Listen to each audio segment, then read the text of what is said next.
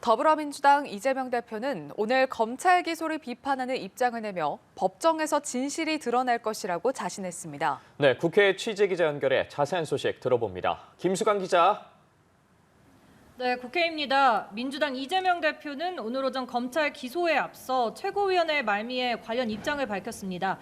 이 대표는 대장동 사건은 8년 전에 불거진 검찰 게이트라며 검찰이 이미 기소라는 답을 정해놓고 시간을 끌며 정치적으로 활용했다고 비판했는데요. 직접 들어보겠습니다. 정해진 기소였지만 법정에서 진실을 가리기 위해서 최선을 다할 것이고 결국 명명백백하게 진실이 드러날 것이라고 믿습니다. 민주당 최고위는 잠시 후 오후 5시부터 당무위원회를 열어 이 대표에게 당헌 80조가 적용되는지 여부를 따지기로 했습니다.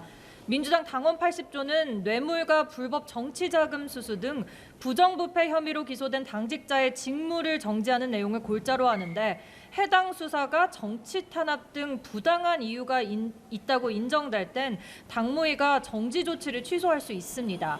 다만 비명계에선 기소 당일 오후 당무위를 급하게 소집한 데 대한 불만의 목소리도 나오고 있습니다. 국민의힘은 공세에 고삐를 쟀습니다. 김기현 대표는 추가 기소와 수사가 불가피한 게 상식이라고 강조했는데요. 발언 직접 보겠습니다. 매우 심각한 내용인 것 같습니다. 이재명 대표가 더 이상 민주당이 대표를 수행할 수 없는 것이 아니냐, 저는 그런 생각을 가지고 있습니다. 네, 한일 정상회담을 둘러싼 공방도 계속되고 있습니다. 더불어민주당 국정조사 카드까지 꺼내 들었다고요? 네, 민주당은 이번 한일 정상회담을 비정상회담으로 규정하며 이와 관련해 각 당의 합동 청문회를 제안했습니다. 박홍근 원내대표는 이번 정상회담은 일본의 반성도 사과도 없었던 전례 없는 퍼주기 외교라며 이를 둘러싼 책임을 규명하기 위한 국정조사와 함께 합동 청문회가 필요하다고 주장했습니다. 국민의힘은 즉각 반발했습니다. 장동혁 원내대변인은 외교를 정쟁 삼아 국익을 팔아먹는 행태를 지속하며 이재명 방탄을 거듭하고 있다고 꼬집었습니다. 네, 여야 내년 4월 국회의원 선거에 적용할 선거제 개편안을 둘러싼 논의도 한창인데요. 오늘 국회 정치개혁특별위원회가 열린다고요?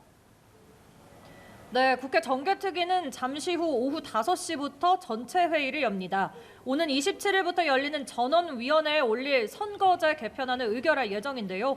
앞서 특위소위가 의결한 3개 개편안을 놓고 논의에 돌입할 것으로 보입니다.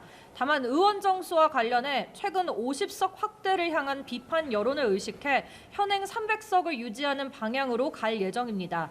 개편안은 지금처럼 잘게 쪼갠 지역구에서 1명씩 선출하는 소선거구제를 적용하는 방안, 농어촌은 이 같은 방식을 유지하되 도시지역은 중대선거구제를 도입하는 도농복합 중대선거구제 등이 담겼습니다.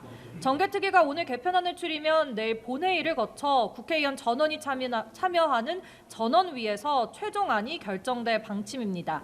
지금까지 국회에서 전해드렸습니다.